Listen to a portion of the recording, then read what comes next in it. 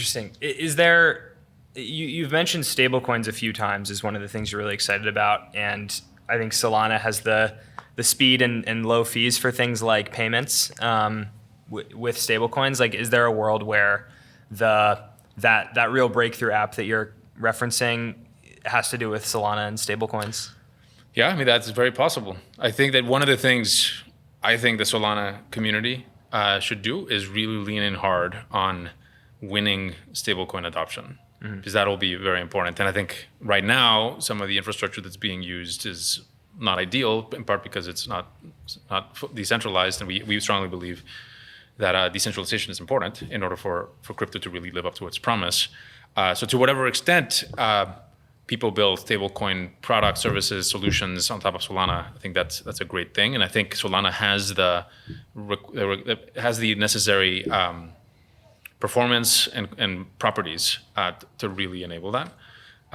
And it's exciting to see companies like Stripe, for example, do things on Solana. And I think hopefully we'll see more of that. Do you have like concrete thoughts on what that looks like though? Because I think Solana's stablecoin growth is in this weird place where the majority of the supply is Circle. Circle has this partnership with Coinbase, which obviously wants to promote Base, or it has a business interest to promote Base. Yeah. And so it's not like from Solana's perspective, it's not necessarily ideal that most of your supply is Circle, but also it is a centralized issuer, but that is kind of favored under the new Genius Act and regulatory regime in the US. Tether is maybe not like a great option either for you if you're Solana. So does there have to be some kind of new breakout stablecoin issuer for Solana? Like, what does it concretely look like for you for Solana to win stablecoins? Yeah. Well, I think one optimistic take is that if we get stablecoin legislation, then that will create a kind of standard for what it means to be a stablecoin issuer, which I think will make it much, much easier for all sorts of players to become stablecoin issuers, and we don't end up with just Tether, USDC, whatever else, like the kind of the small handful of stablecoin issuers that we have now. And if that happens, I think what is also likely is that the standardization of what it means to be an issuer makes it more of a commodity business. Because now many more people can become one, so there's more competition.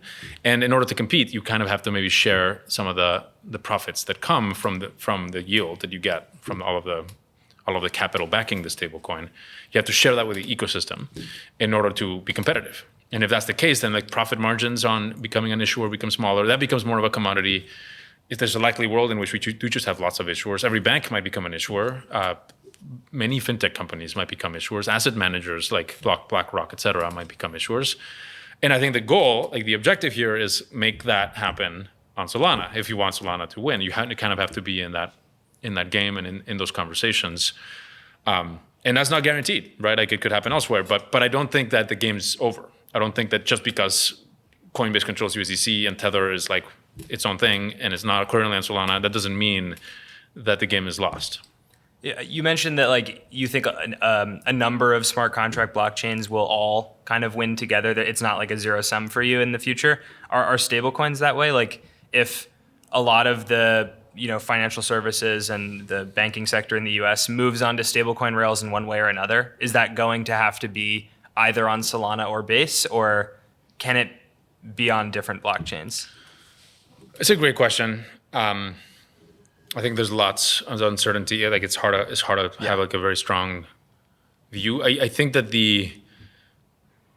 back to my earlier point, I think that the base chains have network effects at every level, right? They have network effects at the security level, in that it's like once you become the most secure blockchain, that drives value, and the value that drives encourages more people to participate at the security layer, therefore making it more secure. And so you have this kind of self-reinforcing flywheel.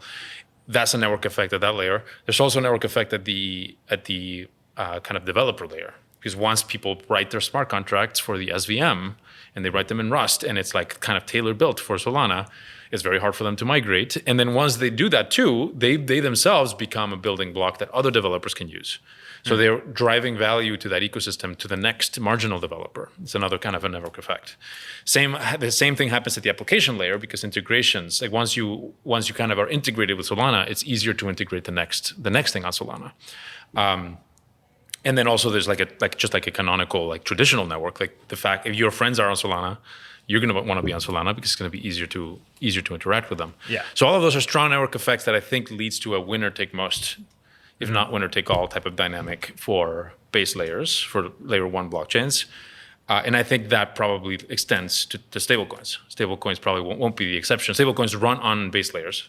And so then whichever base layer wins will probably also win a lot of the stablecoin activity.